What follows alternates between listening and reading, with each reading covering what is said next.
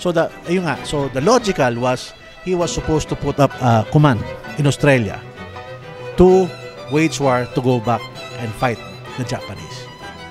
So clarified yun si MacArthur hindi iniwan ng Pilipinas just because gusto lang niya umalis, inutusan sa ni President Roosevelt. Actually, nung kinulit pa ng President ni Roosevelt si MacArthur, huy, umalis ka na, dahil ayaw pang umalis. It took so many days or so many weeks bago siya nakaalis ng 1 month. Bago siya nakaalis talaga, despite from the first time sinabi, umalis ka na, hindi.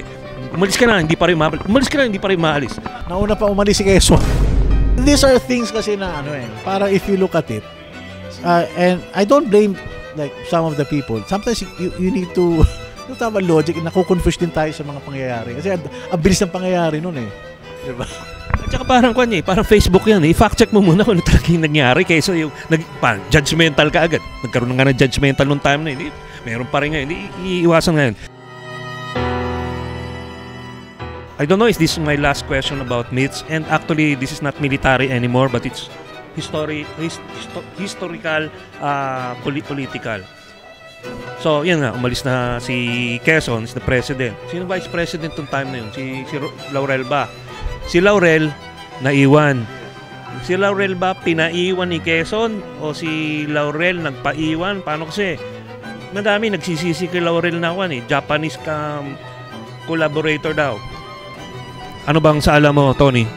Si Laurel was actually ordered by Quezon na maiwan ka.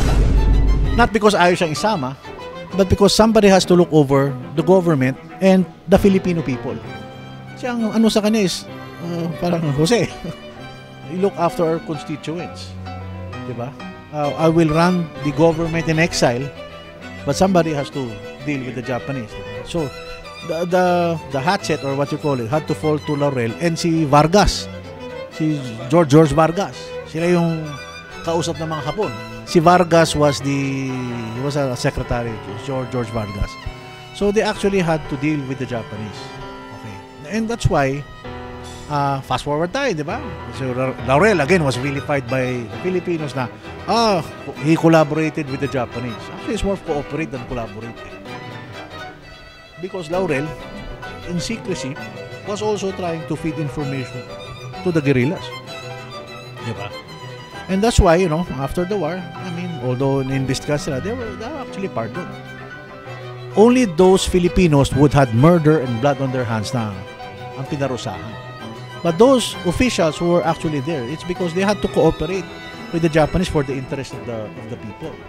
And that's why in the conference, there's actually going to be a talk, I think, on Lyceum kasi yung conference namin. So that's Laurel Candre. So there's going to be a talk about, I think how Laurel, and some papers were submitted. Some of them submitted good papers on how actually Laurel tried to help out. And in fact, when the Japanese, so when the Americans were coming back, so Laurel, and the videos in YouTube, he actually parang the Japanese were telling him to declare to declare war against the US for coming back. He said I do not declare a state of war. Kumbaga, I do not declare, pero kumbaga a state of war exists between us and the pero hindi sila declare na gera. Sinabi nila state of war. When you say state of war, sama-sama tayo na, pati Hapon, di ba? No, he did not.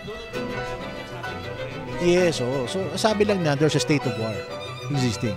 So yeah, in a way, Laurel was vilified by some Filipinos, but I think right now, with an open mind, you have to think it. And that's it. So the study of World War II in the Philippines has a life of its own, di ba? And you have to have an open mind. And ang dami kasi, like yung mga notions na lang na myth pa ito. We were growing up, ito pa kanina, ayun pala, hindi. Because when the documents come out, yun na yun. Pero may iba talagang revisionist pa yung iba, di ba? But again, I can never stop talking about World War II in all its other aspects kasi that's So yeah, and ako, start pa lang ito We barely tip. And we didn't even touch on the guerrilla and the liberation. Mas marami pang kwento yan. thank you very much again, Tony. So I'm glad ikaw na nagsabi this will not be the last episode and we have more things to discuss. So I look forward to doing it again. Siyempre, schedule pa natin yan, Tony. And marami pa tayong kailangan gawin. So before we leave, a konting token from World at War Philippines. Please accept this humble gift from ours.